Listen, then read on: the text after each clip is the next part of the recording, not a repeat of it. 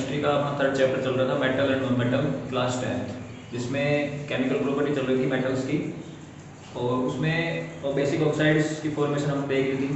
अब जो आगे रिएक्शन करते हैं कि मेटल विद एसिड्स, एसिड के साथ जब मेटल रिएक्शन करता है तो क्या फॉर्मेशन होती है, वहाँ से देखते हैं एक बार।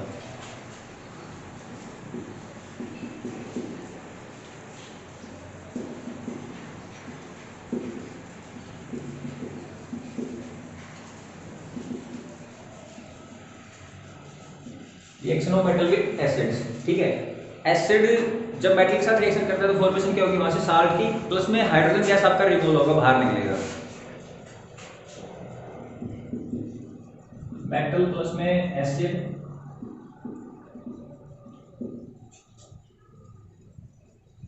साल्ट प्लस में H2S। जैसे एग्जांपल के लिए देखते हैं एक बार, ZnHCl, तो फॉर्मेशन क्या होगी, ZnCl2 जिंक क्लोराइड प्लस में H2S। जिंक की सल्फ्यूरिक एसिड्स के साथ हम देखते हैं एक बार, ZnSO4 प्लस में H2S। तो जब मेटल एसिड के साथ रिएक्शन कर रहा है आपका, तो क्या फॉर्मेशन हो रही है, वहां से साल्ट की और हाइड्रोजन गैस की वहां से फॉर्मेशन हमें मिल रही है। अब इसके अंदर एक्सेप्शनल केस है, क्या है एक्सेप्शनल केस, क्या है कि जब मेटल आपका नाइट्रिक अम्ल के साथ रिएक्शन कर रहा है तो आपको वहां से H2 गैस नहीं मिलेगी, वहां से वाटर फॉर्मेशन होगी। यानी कि मेटल जब नाइट्रिक अम्ल के साथ रिएक्ट कर रहा है तो वहां से साल्ट प्लस में H2O, वाटर की फॉर्मेशन वहां पे हो रही है। क्यों हो रही है, क्योंकि HNO3 है वो आपका गुड ऑक्सीडाइजिंग एजेंट है।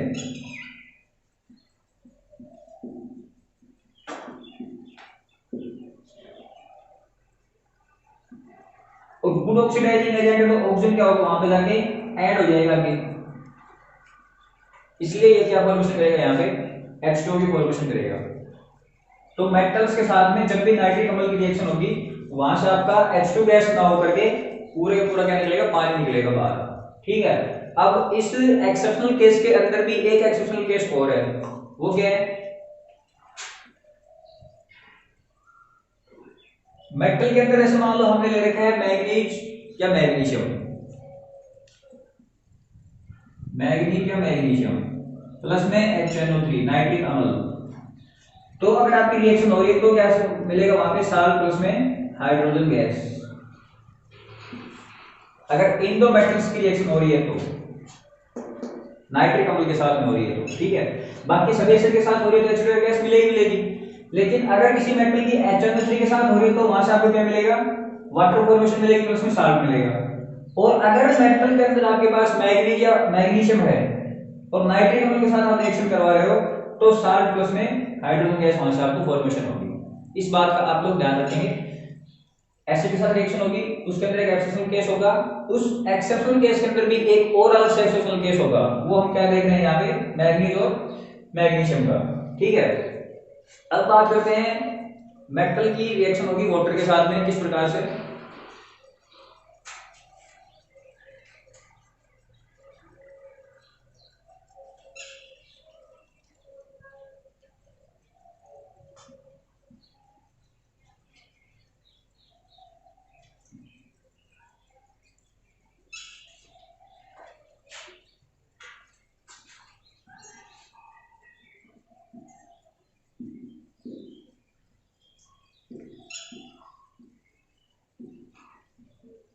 Reaction of metal with water,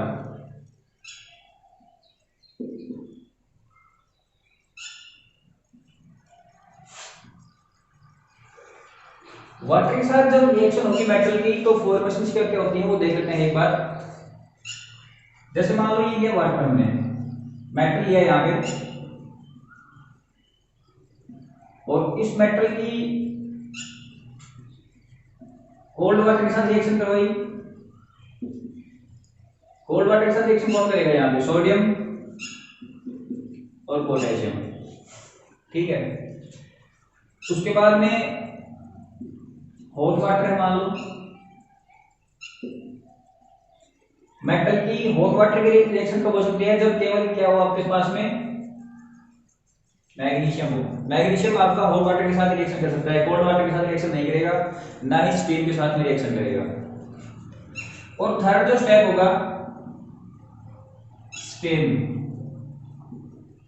metal जब स्टीम के साथ रिएक्शन करता है, कौन सी मेटल होगी जो स्टीम के साथ रिएक्शन कर सकती है? आयरन, एल्यूमिनियम, जिंक भी है, ठीक है। और ऐसी भी मेटल होगी जो कहीं भी ना तो स्टीम के साथ में, ना हॉट वाटर के साथ में, ना कोल्ड वाटर के साथ में, किसी भी प्रकार के पानी के साथ रिएक्शन नहीं करेंगी। वो कौन कौन सी होंगी? कॉपर, मरकरी और लेड। ये नो रिएक्शन विल वर्क।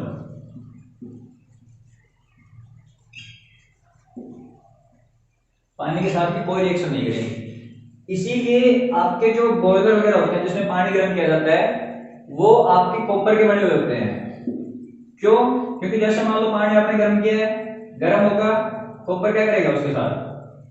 जैसे मान लो ये और है, मैग्नीशियम वगैरह है, स्टील वगैरह है, आयरन वगैरह है, वो सब क्या कर लेंगे? उसके साथ रिएक्शन कर लेंगे। और रिएक्शन कर लेंगे तो कुछ ना कुछ कोरोजन वगैरह होगा, उसका नुकसान होगा। इसलिए जो भी बॉयलर वगैरह बनाए जाते हैं वो आपके किसके बनाए जाते हैं? कॉपर मेटल के बनाए जाते हैं, कि तो वहां पे कोई भी उसका कोरोजन नहीं होगा, लंबे समय तक हम उसका यूज कर सकते हैं। अब जो मेटल की रिएक्शन होती है सोडियम और पोटेशियम की वाटर के साथ में, वो बहुत ही ज्यादा विगोरसली होती है। विगोरसली का मतलब एक्सोथर्मिक रिएक्शंस होती हैं वो, यानी बहुत ज्यादा मात्रा के अंदर वहां पे हीट निकलती है बाहर। When sodium and potassium react with water, the reaction is so vigorously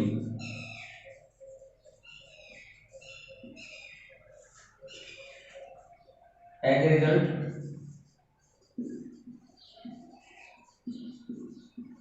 they catch fire।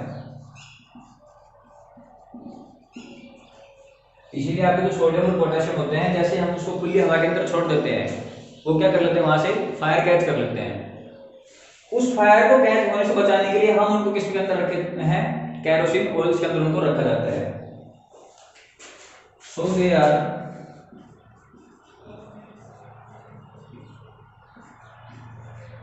Put in kerosene oil.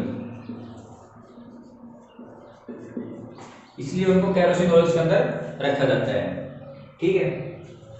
जैसे मान लो सोडियम है,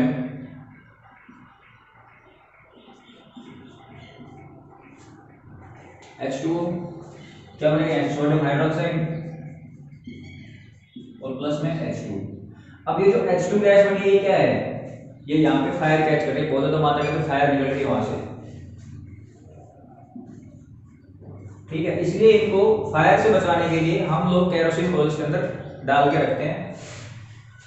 उसके बाद में हॉट वाटर के साथ मैग्नीशियम हो गया, स्टील की रिएक्शंस हो गई, आयरन के साथ में, एल्यूमिनियम के साथ में, जिंक के साथ में, ठीक है। उसके बाद आगे का जो स्टेप अपना, ठीक है, कि पानी के साथ साथ और क्या क्या फॉर्मेशन की वहां पे होगा, वो एक बार और देख लेते हैं।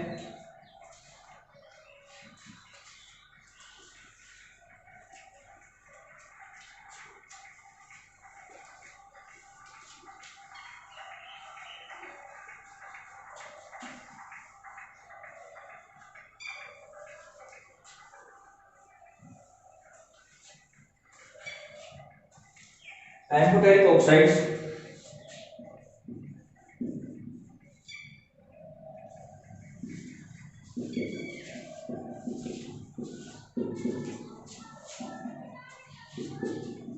एम्फोटेरिक ऑक्साइड्स ऐसे ऑक्साइड्स होते हैं जो आपकी एसिड्स के साथ में भी और बेस के साथ में भी रिएक्शन करेंगे, दोनों के साथ में, ठीक है।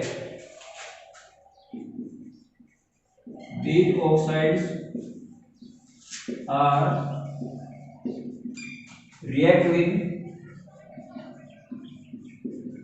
both acid as well as base, यानी एसिड के साथ साथ बेस के साथ उसका रिएक्शन हो सकता है, ठीक है। जैसे एम्फोटेरिक ऑक्साइड कौन कौन होते हैं, एल्यूमिनियम ऑक्साइड, जिंक ऑक्साइड,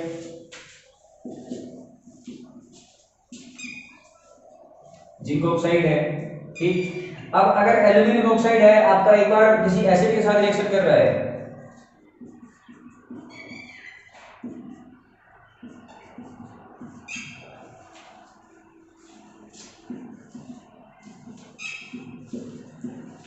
तो इसमें H2, ठीक है।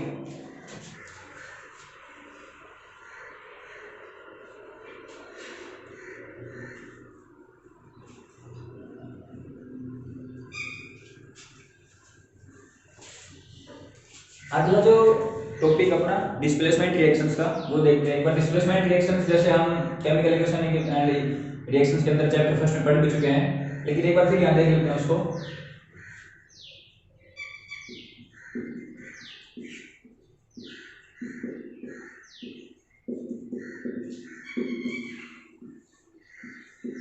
डिस्प्लेसमेंट रिएक्शन, ठीक है, जिसमें क्या होगा कि एक जो एलिमेंट होगा वो दूसरे एलिमेंट को क्या कर देगा, डिस्प्लेस कर देगा। यानी जो मोर रिएक्टिव एलिमेंट होगा वो अपने से लेस रिएक्टिव एलिमेंट को क्या कर देगा, डिस्प्लेस कर देगा।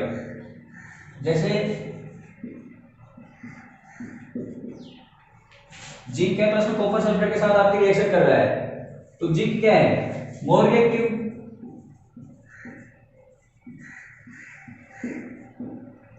और कॉपर सल्फेट क्या है, लेस रिएक्टिव। इसलिए जिंक कॉपर सल्फेट कॉपर की जगह ले लेगा और कॉपर जिंक की जगह पे आ जाएगा। इसी को क्या बोला जाएगा, आपकी डिस्प्लेसमेंट रिएक्शंस। डिस्प्लेसमेंट रिएक्शंस के बाद में अगला जो टॉपिक अपना कि मेटल जब नॉन मेटल के साथ रिएक्ट करते हैं तो क्या फॉर्मेशन होती है, वो एक बार देख लेते हैं।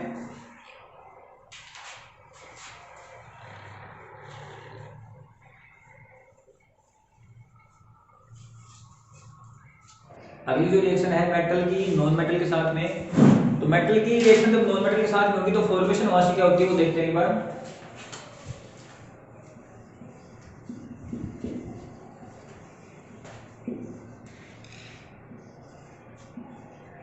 विथ नॉन मेटल,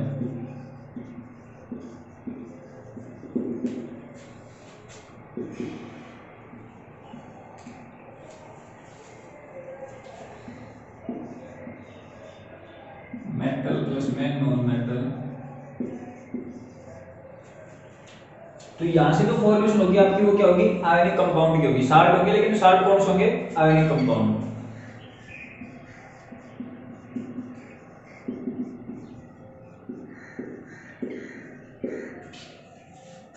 जैसे मान लो सोडियम लिया प्लस में क्लोरीन लिया, ठीक है, पॉजिटिव नेगेटिव, NaCl, तो ये सारे क्या है आपके आयनिक कंपाउंड।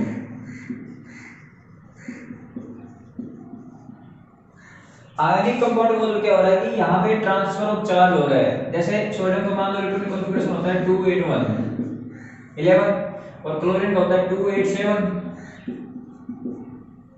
इसको अपना ऑक्टेट कंप्लीट करने के लिए इलेक्ट्रॉन की जरूरत पड़ेगी यहाँ पे, ठीक है, ऑक्टेट कंप्लीट हो जाएगा इसका। तो इसका मतलब क्या हो रहा है कि ट्रांसफर ऑफ चार्ज, जहां पे ट्रांसफर ऑफ चार्ज हो रहा है उसका मतलब क्या है, वो आयनिक कंपाउंड है। और आयनिक कंपाउंड की जो कुछ एक प्रॉपर्टी होती है वो हमें यहाँ पे पढ़नी है, property of ionic compound.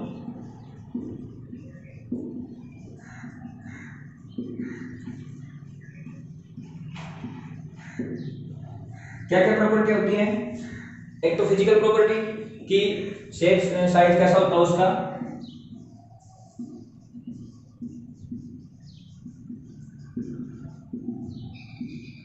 Physical property. अब जैसे मान लो सोडियम क्लोराइड अपने पास जो हम अपने घर के अंदर नमक वगैरह यूज करते हैं, वो तो उसकी प्रॉपर्टी कैसी होती है, सॉलिड होता है, हार्ड होता है, रिजिड होता है, ठीक है। तो फिजिकल प्रॉपर्टी की कैसी हुई, solid, hard and rigid, solid, hard and rigid in nature. क्यों होता है, क्योंकि जैसे मान लो अपना बॉन्ड फॉर्मेशन हुई है यहाँ पे, और बॉन्ड क्या होते हैं, एक दूसरे के साथ बिल्कुल फोर्स ऑफ अट्रैक्शन बहुत ज्यादा पाया जाता है इनके बीच में, तो उसको तोड़ने के लिए क्या करनी पड़ेगी, ज्यादा एनर्जी की जो ज्यादा होगी हमें, इसलिए क्या होगा, due to strong force of attraction.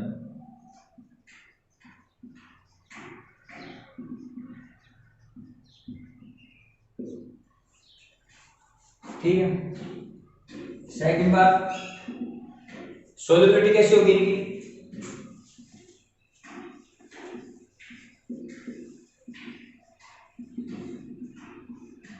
Solubility का मतलब वाटर के अंदर डिसॉल्व होंगे या नहीं होंगे। अब जैसे नमक है वो तो आपका वाटर के अंदर डिसॉल्व हो जाएगा, लेकिन अगर उसको मान लो किसी ऑयल वगैरह के अंदर, केरोसिन, डीजल, पेट्रोल के अंदर हम उसको ऐड करेंगे तो वहां पे वो ऐड नहीं होगा।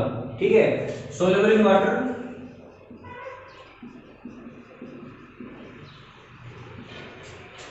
But insoluble in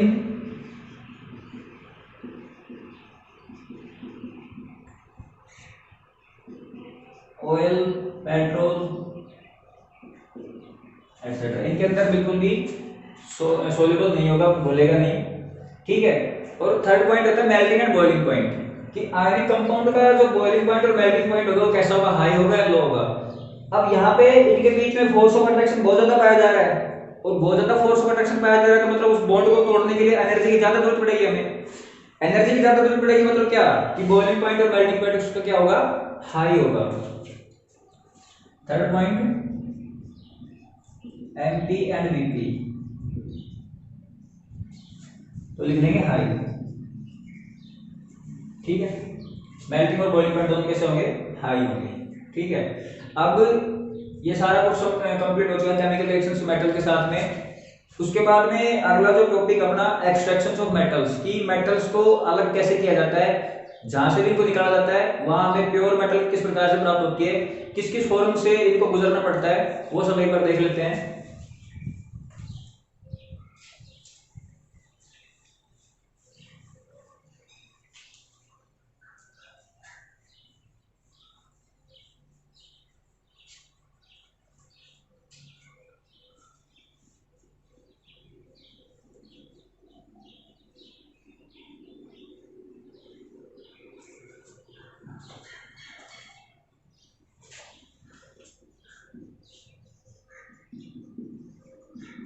extraction of metal,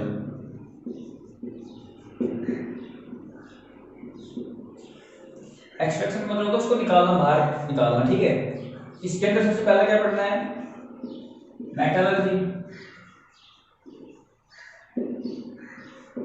metallurgy क्या होती है कि साइंस की ऐसी ब्रांच होती है जिसके अंदर हम मेटल्स के बारे में स्टडी करते हैं। ठीक है, कि उसकी प्रॉपर्टियां किस प्रकार की पाई जाती हैं, किस प्रकार से उसको बाहर निकाला जाता है और कौन सी फॉर्म के अंदर उसको हम प्राप्त करते हैं, वो सभी हम किसके बारे में पढ़ते हैं, मेटलर्जी के बारे में पढ़ते हैं, study about the metal.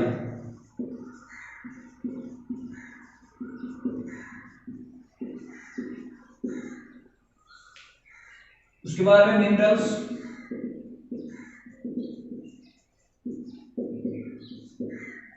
Minerals क्या होते हैं, मिनरल्स ऐसे कंपाउंड होते हैं जो हमारी अर्थ क्रस्ट के ऊपर प्रेजेंस हैं और वहां से हमें क्या मिलती है, मेटल्स प्राप्त होती है।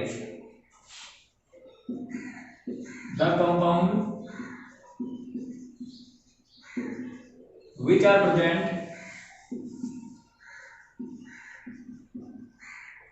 On earth crust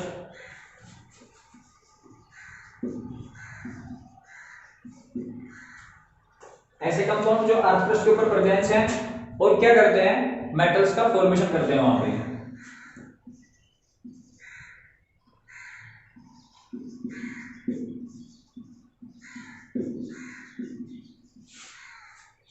extracted by them, उन्हीं मेटल से हम क्या निकाल लेते हैं, उन्हीं कंपाउंड से हम मेटल को बाहर निकाल लेते हैं। उसके बाद और क्या होते हैं, और ऐसे मिनरल्स जहां से हम मेटल का एक्सट्रैक्ट करते हैं।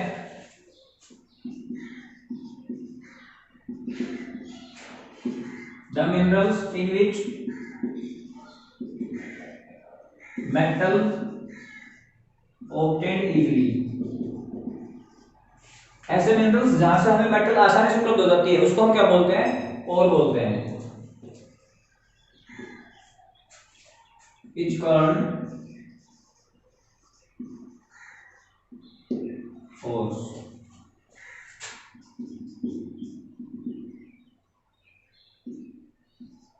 फोर्थ पॉइंट क्या है? Gog.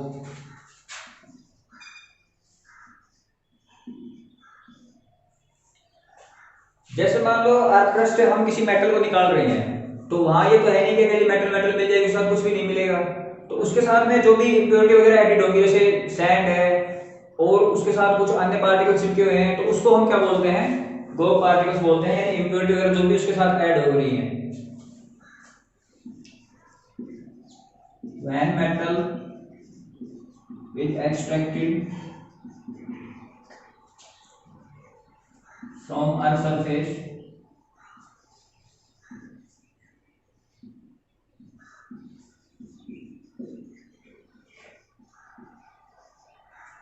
many impurities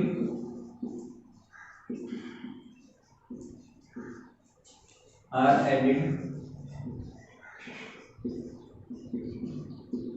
like sand,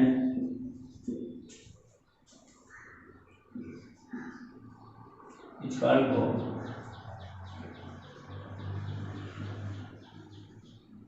उसको क्या बोलेंगे? गैंग बोलेंगे, ठीक है। यानी मेटलर्जी जहां पे study about the metals, metals की स्टडी की जाएगी। Minerals, the compound which are present on earth crust and metal can extracted by them. ऐसे कंपाउंड जो अर्थ क्रस्ट के अंदर प्रेजेंट हैं और उसके अंदर से हम मेटल्स को बाहर निकाल सकते हैं, वो क्या कहलाएंगे? मिनरल्स कहलाएंगे। उसके बाद में ओर्स क्या होते हैं? और ऐसे मिनरल्स होंगे जहां से हम मेटल्स को आसानी से निकाल लेंगे।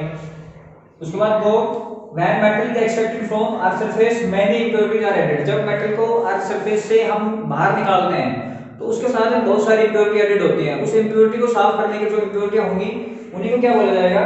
गैंग बोला जाएगा।